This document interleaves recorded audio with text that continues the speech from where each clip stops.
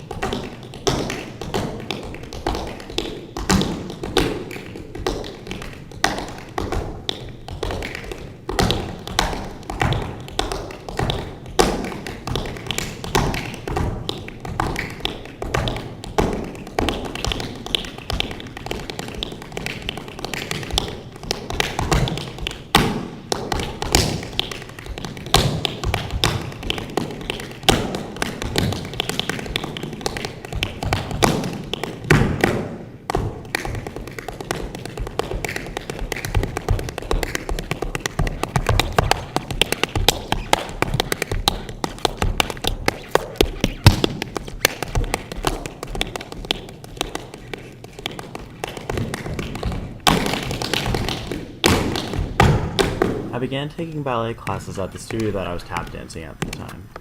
And as I progressed, I eventually got to become an honorary member of the company there.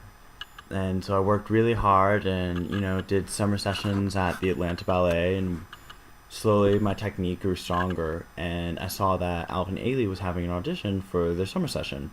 So, being that they're the reason that I danced in the first place, I had to go.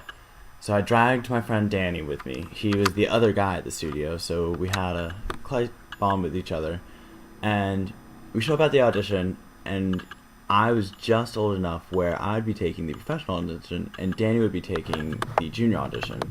So I would be in there with people much older and much more skilled than I am, and he would be in there with people much younger and much less skilled than he was. So, needless to say, Danny got in and I got cut. And this was very devastating because Danny didn't even want to come to the audition. I just dragged him there, and now he would be spending the summer holding my dream, and I would be stuck here in Atlanta.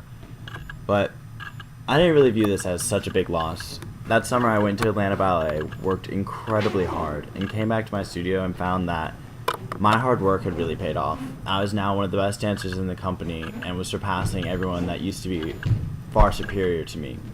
Danny had also worked really hard all summer long, and his technique was exponentially greater. I began to grow tired of the company that I was working with at the time, and so I worked it out with the Atlanta Ballet that I could start studying with them now.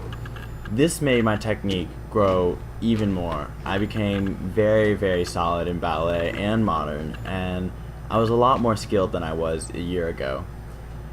And then February came around again, and Ailey was having another audition, and I wasn't even planning on going. I was planning on doing another summer at Atlanta Ballet because they had really worked for me, and I've learned so much there. So I wasn't even planning on going. But the company that I was working with, they were all going, and they really wanted me to go with them because I've already done the audition. They wanted me there for moral support. So I decided to go, even though I really didn't want to.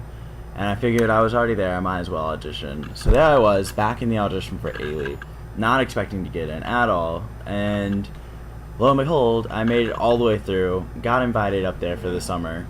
But I was not thinking I was going to go at all. I mean, it was $2,000 for the tuition alone, and then $2,500 if I stayed in the dorms that they had, and plus food, and living on Manhattan alone is enough to drive any family broke. So I contacted the Atlanta Ballet and asked them if I could stay and work with them this summer for reduced tuition cost, and they agreed to let me come, and so I had plans to go work with them this summer. And then one day I go into ballet class, and one of my most favorite teachers of all time comes up to me and she says, "Michael, you're going to love me." And I said, "Why?" And she says, "I've just found a place for you to live on Manhattan for free all summer long, no cost." And I didn't even know what to think. I mean, I had already contacted the Atlanta Ballet and told them I was going to go there, and it was like getting about the time when I need to send off money to Ailey, and I didn't know what to think. And so I discussed it with my parents, discussed it with my ballet teacher, and eventually we decided that it would be a once-in-a-lifetime chance to go stay in Manhattan for the summer right after my senior year. And it was just one of those things you just can't pass up. So I decided to go to Ailey. I arrived in New York City and went to the house where I'd be staying, and I remember the first time I walked in and being completely blown away. The family that I was staying with were Carol Mitchell and Ben Mitchell, and they owned a gallery in Atlanta and had brought every single piece of art up to Manhattan.